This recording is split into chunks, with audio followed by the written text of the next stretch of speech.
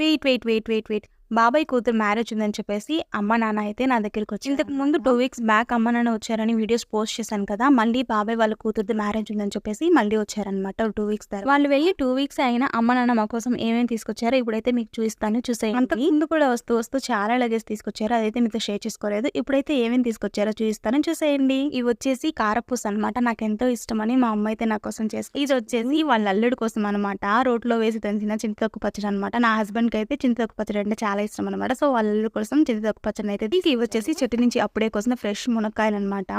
ఇంక ఇవి వచ్చేసి వాళ్ళ మనవడి కోసం బెల్లం మిఠాయి అండ్ అలాగే డేట్స్. ఇవి వచ్చేసి నాటు మ్యాంగోస్ అనమాట, చెట్టు నుంచి అయితే అప్పటికప్పుడే కోసుకొని వచ్చి తీసుకొచ్చి. పండు మామిడికాయలు అయితే ఊరికే వేస్ట్ అయిపోతాయని చెప్పేసి ఇలా కొంచెం దూరంగా ఉన్నాయి అయితే తీసుకొచ్చారు. ఇవైతే మా అమ్మ వాళ్ళ అల్లుడికి ఎంతో ఇష్టమని కజ్జికాయలు కూడా చేసుకుని వచ్చింది అనమాట.